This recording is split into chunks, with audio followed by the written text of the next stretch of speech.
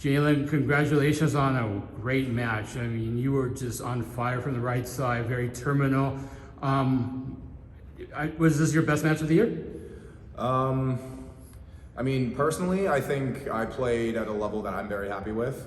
The past couple games, I've been in a little bit of a funk, so I was just really happy to finally break that. And you know, it was really easy with Trey and Spencer and G just passing nails, and then Bryce just putting the ball in the right location, and then you have Austin and Andy holding the block, and I just had one blocker, if not like the middle was late, just up almost every time, and it was really, really cool to see just everybody like firing on all cylinders, and it just made it really easy for me to have a really good match. It seemed that Alex has made a big difference in the receiving aspect of the game. Can you talk about how much he's been stabilizing force? Dude, it's unreal. Like his passing and serve receive is like, it's ridiculous. Like even in practice when we have Akeen who can serve, not even warm up and hit a 75-mile-an-hour serve, and you just have G stepping in and passing nails. Like we just have so much confidence in our passing line that it's like even when we were in the 5th set against BYU, it's like we weren't worried about passing and whatever. It was just like, how are we going to stop them and how are we going to side out? Because we knew our passing line was just going to be unreal, and G is a huge part of that, especially later in the season.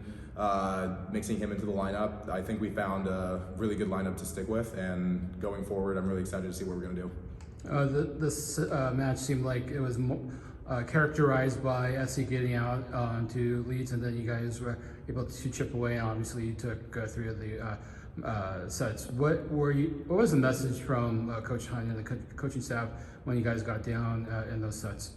Yeah, there was always a sense of urgency, but it was never panic. We always, just kind of like I said, like we knew that our passing line was good, and that in that sense we were going to be fine. We just needed to find ways to put the ball away. Getting 1 or 2 blockers up on our hitters and just making people available. It was never really like, we never felt like rushed or like in a panic. We just knew we had to rely on our training. And I think it's like a testament to our second team in practice who showed up today at the game, who's been here at every away game that we've had almost. They push us so much in practice, and a lot of the time we lose to them or we're down and we have to find ways to come back. And I think that mimicked a lot of what we do in practice, and we just were able to do it in the game tonight, and it really came together. I have to ask you, there's a lot of drama in the season between SC and Pepperdine, specifically Coach Hunt and Chris Hall. Do you think that drama actually fueled the team to even more so than normal?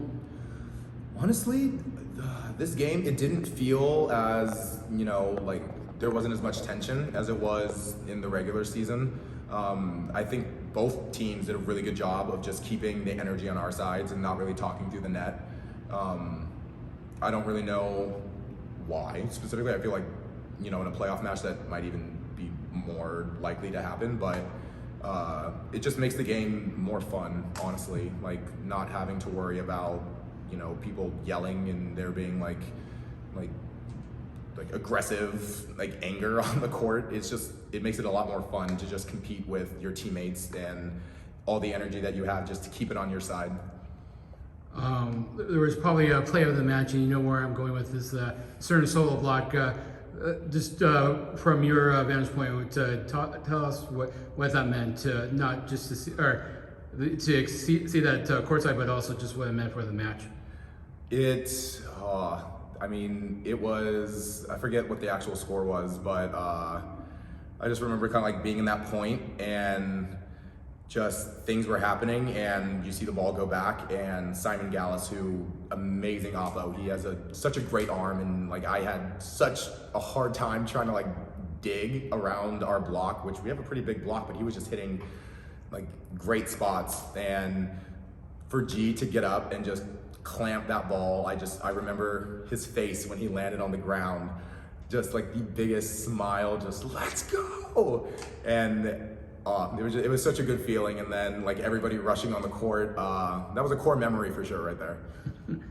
And then final question, let's talk about Saturday. Saturday, you get to play your former team. So 2 questions actually.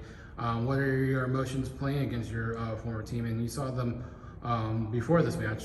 What sticks out to you about this year's team? I am just so proud of them after everything that they've been through with Stanford cutting their program, or cutting our program. I was still there, and like losing a recruiting class and everything that happened during that COVID year. It was a lot on everybody on that team at a time. And when I was there, we did not win an MVSF match in playoffs.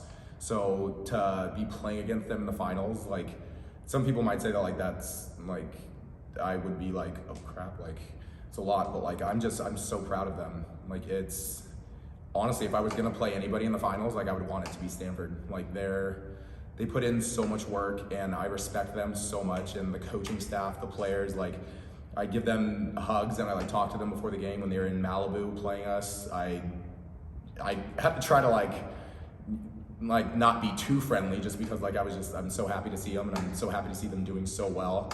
I'm excited to play them on Saturday. Well, thank you for taking time with us off the block. Congratulations on an amazing night, and good luck on Saturday. Oh, thank you. I really appreciate it.